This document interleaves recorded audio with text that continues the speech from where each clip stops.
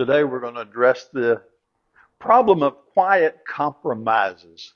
We have a lot of silence, a lot of times that it feels like peace. We want to be kind. We want to get along. We don't want to look like we're hard-nosed or struggling or contradicting people. We just like to fit in. That's a pretty common feeling among people. Incidentally, I don't think that's a bad feeling, wanting to fit in. But it's a dangerous piece that separates us from the truth when we start using silence to maintain and avoid things that need to be addressed.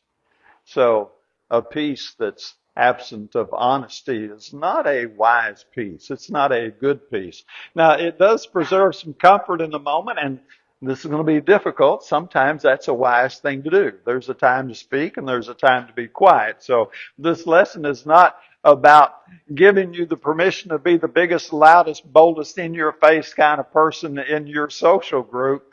It's about knowing the truth and when is silence right? Because our silence is not always right, but sometimes our silence is wise. And it's a little hard to articulate all of those things in exact formula. So when silence compromises truth with Satan, then that's not wise. We don't want to be compromising. We're soldiers of the truth, or we're soldiers of our personal comfort. This is a question that we just have to be honest with ourselves and go, which is it I'm really after? Am I really a soldiers of Christ, arise, put your armor on kind of person? Or am I one that just rather be quiet so nobody thinks bad of me? So let's talk about the deception of false kindness. It is gentle on the surface. The problem is it avoids the truth. And the truth is very vital. John 8:32, he said, you shall know the truth, and the truth will set you free. In Ephesians 4:14, he said, we're no longer to be children tossed to and fro by every wind of doctrine. Let's turn over to that passage. He goes on to say that we need to be speaking the truth in love. You know, back over there in Matthew 5:16, he says, let your light so shine before men that they may see your good works. And some people want to say, well, I'm letting my light shine. Well, that's great. You need to let your light shine. But there's also the time we need to talk. We need to say the things that need to be said. So here in Ephesians 4:14, as a result, we are no longer to be children tossed here and there by waves and carried about by every wind of doctrine, by the trickery of men, by the craftiness and deceitful scheming. Now, we have to speak these things. We have to talk about these things because there are young people who don't know these things yet. And they can be tossed about by the craftiness and deceitful scheming. People can be played. And older people can be played for the fool also. But verse 15 says we're going to speak the truth in love and grow up in all aspects into Him, which is the head, even Christ. So love doesn't ignore that there are issues out there. Now, some people have the idea that love is just going to sit quietly on the sideline and not say anything because, well, you don't want to upset anybody. You don't want to make anybody feel uncomfortable. And it just feels nicer to me if I'll just do that and be sure I don't rock anybody's boat. The thing is, we are called to rock the boat. We just don't want to rock it so much we drown people and toss them out of the boat, so to speak. It's a delicate balance. In Matthew 10:16, he tells us to be wise as serpents, but harmless as doves. That means we're going to talk. We're going to find a way to talk. We're going to find a way to address the truth when we think it is the appropriate time. Because if we avoid it, that doesn't heal anything. I want you to imagine a doctor, and he's seeing a patient, and he knows, he's looked at the patient's chart, and this is ugly, this is bad. But the doctor didn't want to make the patient feel bad, didn't want to make the patient uncomfortable. So he just says, well, Mr. Fell, looks to me like you're doing pretty good. See you in 6 months. And in the back of his mind going, if you live that long. That's not a good doctor, is it? A good doctor is going to address the truth and going to tell you what he needs to tell you because that's how we get into healing. And if somebody is off in sin and we just kind of dance around it and want to keep things comfortable because, we just don't want to make an uncomfortable situation, then we're just going to coddle them all the way into hell. And if we coddle people into hell, that really isn't a good thing on our part. Christ came to seek and save that which is lost. And if we are with Christ, then we're going to love who Christ loves, which is pretty profound. And we're going to try to seek and save those. So love without truth just leaves people unchanged, which is totally counter the whole idea of Christianity. He came to call us out of the world. You know the word ecclesia, which we call church. It is the called out. He came to call us out of the world so that we could imitate Christ and the image of Christ could be conformed in us, according to Romans 8:29. So we have to pause and ask ourselves, what kind of kindness am I practicing in my life? Well, that's a serious question. We need to sit with it sometime and look at the various situations we're in and ask ourselves, are we soldiers of Christ or are we soldiers of personal comfort? So we have a duty to draw the line. This is what we do. So let me just run these real quick on you. 1 Timothy 6:12, he said, fight the good fight. And then in 2 Timothy 1:13, he tells us to stand, to hold fast the pattern, the sound words. And in 2 John 9, he says, anyone who goes beyond the teaching of Christ does not have God. So obviously there's a line there. We have this thing that we're supposed to defend. We are to fight the good fight. The problem with the quiet compromise is, well, I really don't know who the bad guy is. Yes, we do. The scriptures show us that pretty well. So we set boundaries. But boundaries create tension. Now, they don't have to. This is a little bit of a misnomer, the way we look at it. You can be friends and have established boundaries with people who are outside of Christ in various different ways and not have a destructive tension. In fact, my guess is most of you have somebody like that. You have somebody you work around. Maybe they're your extended family. Maybe they're involved with you at work or something. And they're not Christian. They may be Buddhist or Hindu or something. And there's obviously some boundaries here. But the boundaries are not destructive. Boundaries can create tension, but they don't have to. Now, if we sit in silence, then the boundaries begin to blur and fade. And then we forget where they are. And we don't want that. There's too much emphasis on, well, you just got to tolerate everybody. Yes and no. It is not my job to take up a sword like the Crusaders and in the 1500s or whenever it was they did their thing, run around and be sure that everybody professes Christ or we're going to cut your head off. I mean, that's pretty cruel. I don't think that's good evangelism program right there. It's not our job to run around and be in everybody's face. But it is our job to know where our lines are.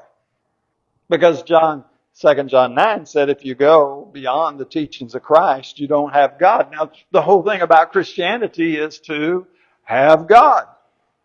And if we step into a version of Christianity that does not have God, then we're in a whole lot of trouble because God is the one that we are aiming at. It is to know God as eternal life. So we have Jeroboam who chose convenience, which is a really popular decision even still today. I'm not going to turn there right now, but in 1 Kings 12, that's where Jeroboam gets the northern kingdoms, and he's like, well, man, if these people all go down to Jerusalem to worship at Jerusalem, their heart's going to turn back to Jerusalem, and I'm going to lose them. They're going to kill me.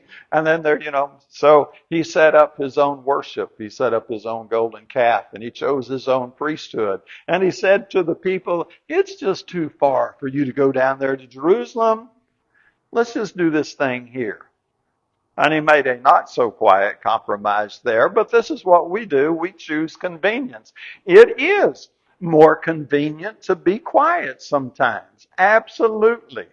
Somebody says something that's just off the wall and you're thinking, oh man, I need to address that. But if I say something about it, then so-and-so is going to get upset and so-and-so is going to get upset. And it's just easier if I keep quiet. I agree. It is easier if you keep quiet. The problem with that is we didn't sign into the Lord's army for easy. He said straight and narrow is the way if you there find it. Take up your cross and follow me. Fight a good fight. And if we just try to sit in the bunker, so to speak, and not get out on the battlefield, because it's just easier to sit in a bunker, we're We're missing it. So we want truth. But truth feels harsh without love, and that's where a lot of folks miss it. Uh, they come off with the truth like they're beating you with a bully bat or something, and nobody wants that. So you don't do that.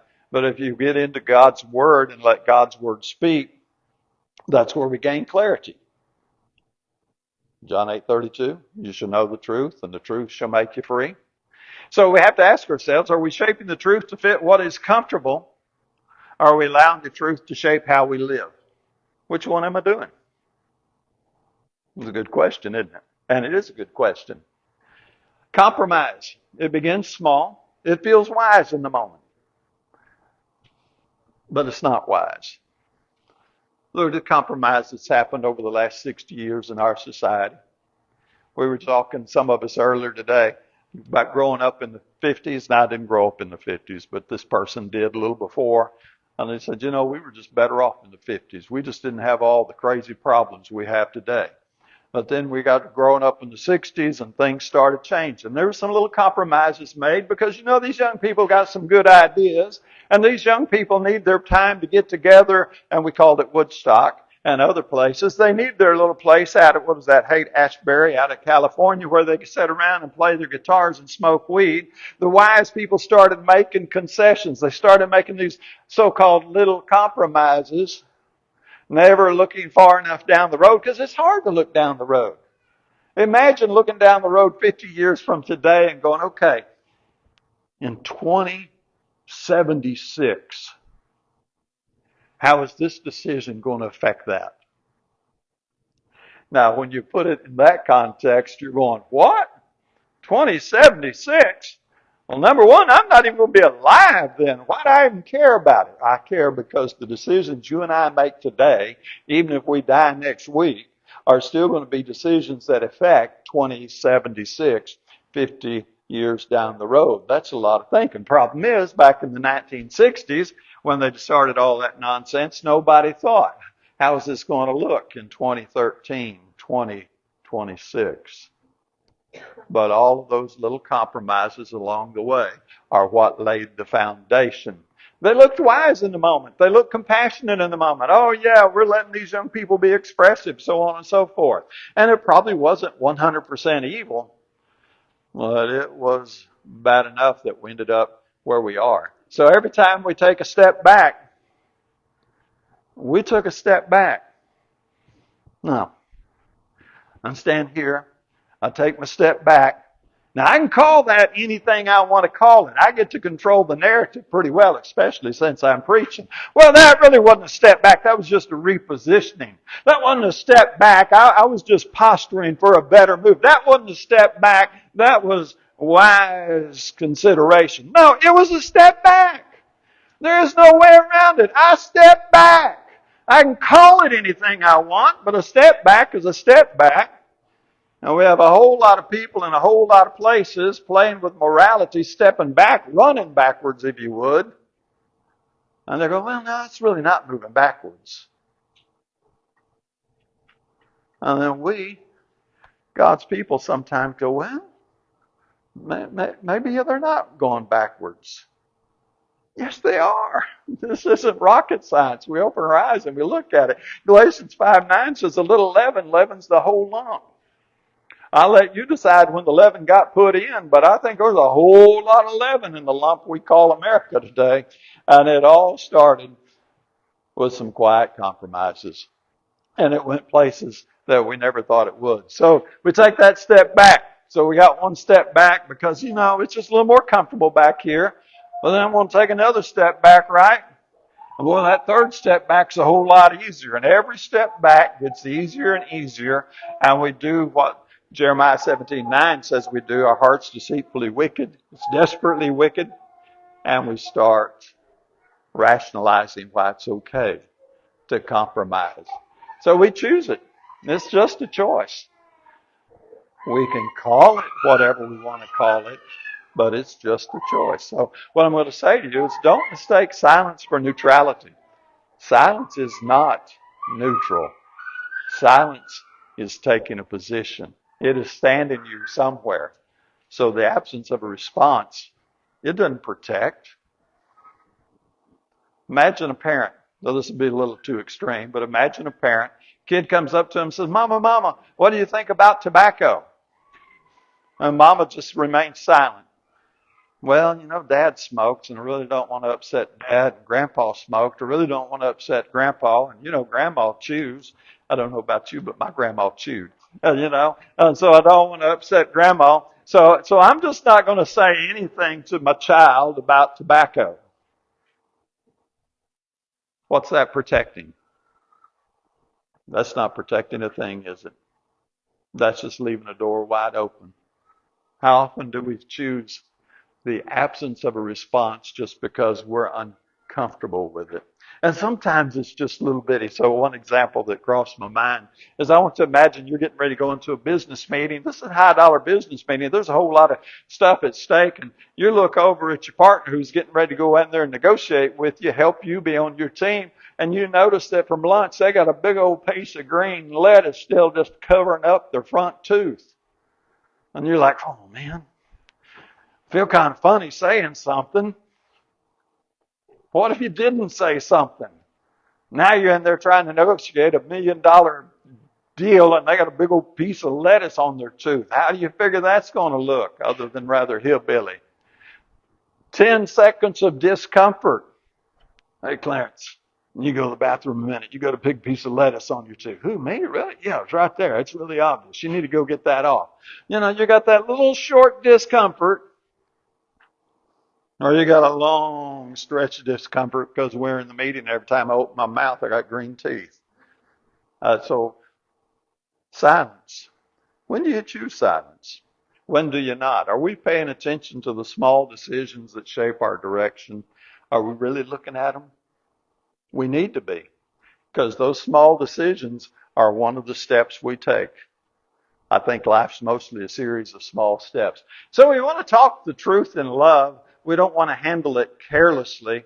You got to learn to hold them both together. And you got to learn how to be diplomatic. You got to learn how to say things without being ugly about it. And I know for some folks that's really difficult. John 8:11. That is the woman caught in adultery. You remember the story. And they brought her. And then Christ reached down on the ground. He said he was about to sin, throw the first stone. And then he stoops down. And after however long, he gets back up. And everybody's gone. And he says to the woman, where are those who condemn you? And she says, they're gone. He says, neither do I. Go and sin no more. Now, that's pretty simple, isn't it? That's the Jesus we like. Now, this is the way most people would have done it. Well, you got lucky this time, you old harlot, you. But the next time, don't expect me to step up and defend you. You already know better. I know you have known better since you were a kid. I don't know what you're thinking. And we just climb their tree up one side and down the other. If we don't feel satisfied, we'll climb it back up and we'll come back down the other side. And we're speaking truth. But it's certainly not in love. All we're doing is moving the problem around somewhere else. We have a case like that in Pine Bluff here. I won't call his name, but I met him while he was an inmate. One day I'm up at Super One, and somebody begging money. You know how they do it. Hey, sir. Hey, sir. Hey, sir. And I turn around and look at him, and he recognizes me, and I recognize him, right? And all of a sudden, he thinks he's getting a whole lot of money. Well, he didn't. Because the first thing he said is, I ain't buying alcohol. Now, tell me, what was he buying? Alcohol. We got that one solid. So anyway, he was up there around Super One several weeks in a row, and Sharon was up there one day, and there was a lady, apparently she had known him for a time, and she was climbing his tree. She was telling him he was raised better than that, he knew better than that, finger just a-going and a-going. I'm sure everything she said was right. All he did was move down the road. And now he's hanging out by AutoZone at about 13th Street. And every time Archer and I in the car going down that way, we see him at the stoplight. And when the light turns red, he's looking at the driver going, hey, just a minute. And I get you get frustrated. And you get tired of seeing the same stupidity over and over. But if you speak from frustration, it just pushes people away. What's it do to you? It pushes us away. We don't like angry people in our face, and other people don't either. If we speak in pride, it pushes people away. I don't like people all proud in my face either. But truth spoken in love, now that's a different story. And it has a different feel and a different texture and a different setting. Often it has a different setup. And I've had people speak to me in that way. And I'm not going to say it was a wonderful time and we got a second pot of coffee going and that kind of thing, but you're more open to it. You might disagree with part of it, you might accept part of it, but it just comes across different. Let's do 2 Timothy 2 and 24.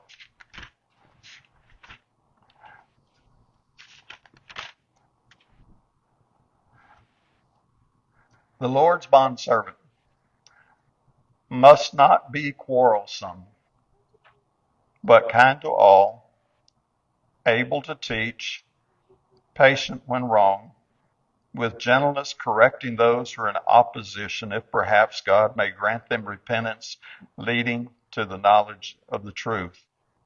I like this next verse, that they may come to their senses. I think that's well put. A lot of the people we deal with are not in their good sense. They are not in their right mind. I like the way Brother Johnny often prays, thanks the Lord for waking us up in our right mind. And that's a good place to be. Because a lot of the people we deal with out there, they may be sane, but they are not in their right mind. They have not come to their senses yet. And that's what we want to help them do. But if we get in their face and wag our finger, unless we have a whole lot of authority and leverage and clout in a particular relationship, that one's not going to go anywhere. It's not going to work. So the question is not only whether we're willing to speak the truth, but how are we speaking it? And if it's not being received, then you're speaking it wrong. Let's just use that as a simple rule of thumb. But I meant it with all my heart. I'm not questioning your sincerity. But communication is a skill.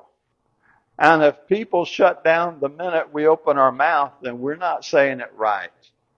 If we're not having an open conversation about something, and it's just a one-sided lecture, then that's called a sermon. And that's not going to play real far. We have to learn how to speak. Well, I've been telling so-and-so for the last 14 years they need to X, Y, and Z, and they never listen to me. Okay.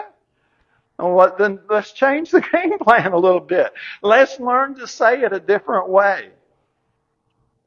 Sometimes it's just, that's all it takes. The teacher was explaining something to her students. One student didn't get it.